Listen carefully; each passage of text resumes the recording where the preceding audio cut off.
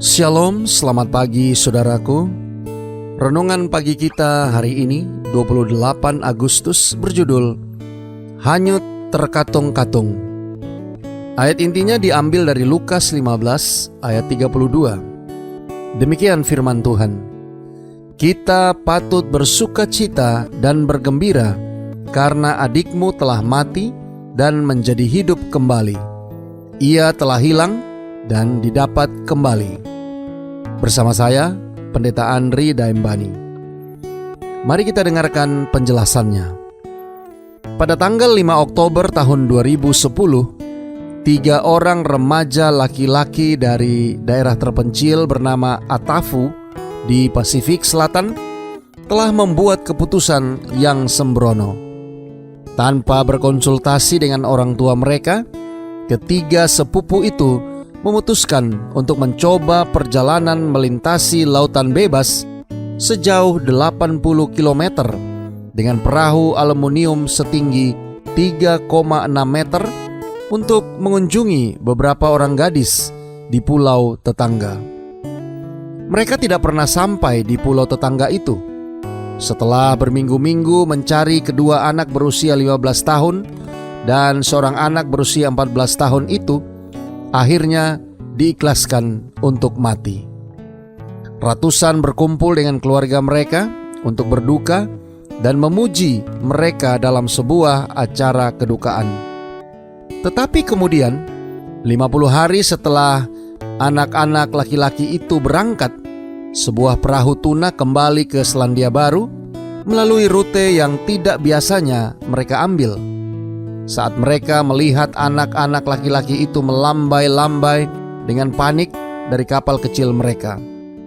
Perahu mereka telah hanyut terkatung-katung hampir 1287 km sampai ke bagian terpencil Samudra Pasifik di timur laut Kepulauan Fiji. Saat ditemukan, anak-anak laki-laki itu mengalami dehidrasi, kelelahan, dan anemia dengan kulit terbakar sinar matahari tingkat 2 dan infeksi jamur. Tetapi mereka masih hidup.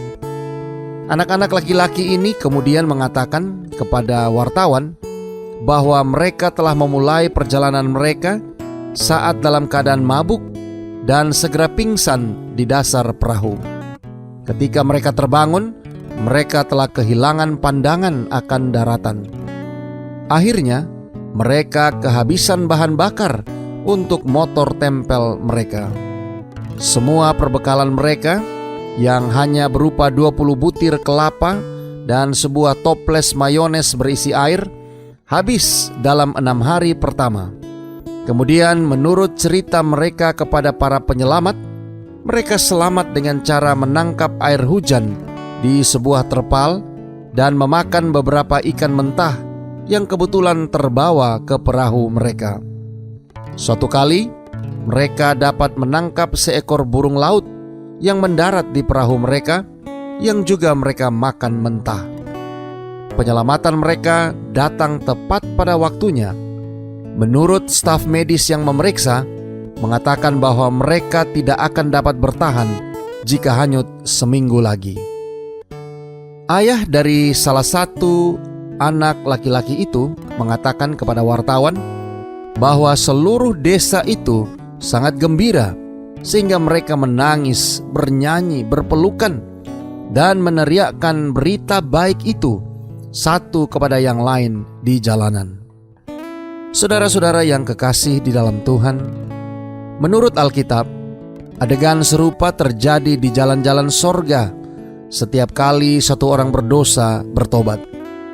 Yesus memberitahu kita bahwa demikian juga akan ada sukacita di sorga karena satu orang berdosa yang bertobat. Dicatat dalam Lukas 15 ayat 7. Dan ketika kita akhirnya mencapai sorga, rumah kita, Allah akan melakukan apa yang dilakukan ayah dari anak yang hilang ini, membawa keluar yang terbaik. Dia harus merayakan kedatangan kita. Doa kita hari ini. Bapa, terima kasih. Melalui renungan pagi ini, kami diingatkan betapa Tuhan begitu baik bagi kami. Terima kasih melalui renungan pagi ini, kami boleh belajar. Sekalipun kami telah jauh meninggalkan rumah, meninggalkan Tuhan, tetapi bila mana kami datang kembali, Engkau akan menyambut kami dengan penuh sukacita. Tolong kami hari ini Bapa.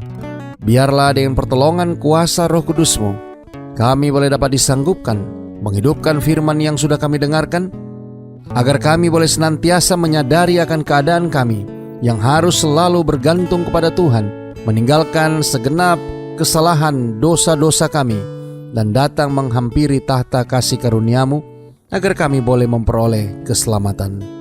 Terima kasih Bapa. Inilah doa dan permohonan kami kepadamu. Di dalam nama Yesus kami berdoa. Amin.